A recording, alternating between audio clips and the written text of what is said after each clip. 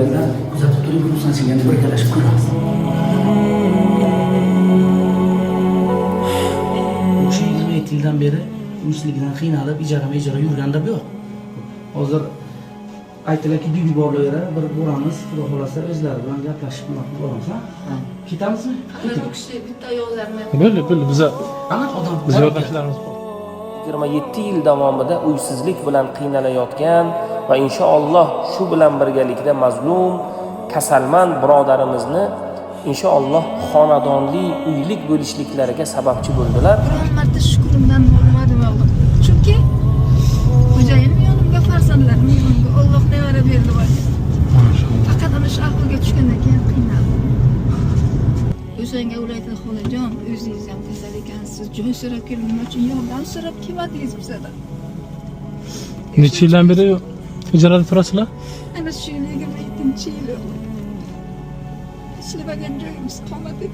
Toshkentga ham bordik. Toshkentga ham qarzdan boshqasini ko'ra olmadim.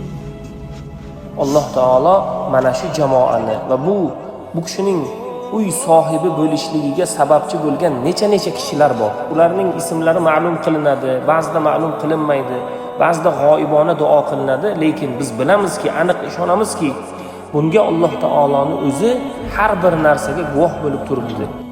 Xolajon, buni uyushtirgandik. 27 yil uysizlikdan qiynalganmiz, to'g'rimi? Bugun uylik bo'ldingiz, ularni boramiz. Ana, uylik bo'l, o'zingizni uyingizni ushlang buni. Yalta oling.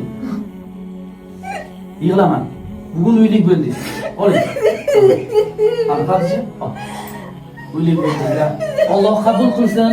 Ehsonlarni bergan hissasini qo'shganlarni Alloh qabul qilsin.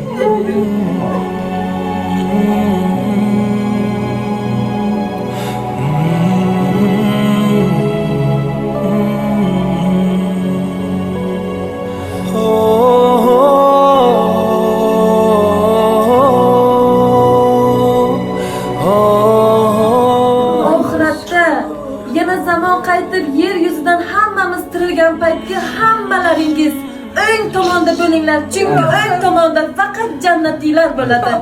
Ilohim, men xohlaymanki, mana shu hammalaringiz o'ng tomondan bo'lishlaringizni xohlayman. Hammangizni qo'llaringizda Qur'on kitoblarini berishlarini xohlayman.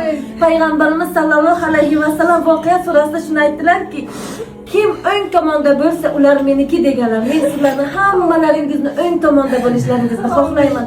Har birlaringizga Qur'on kitoblarini beriladi. O'sha paytda liboslar beriladi va jannat eshiklaridan kirib borasizlar. Men shuni xohlayman. O'sha eshiklardan hammamiz birga kirib bormoqligimizni nasib ro'z aylasin ilohim.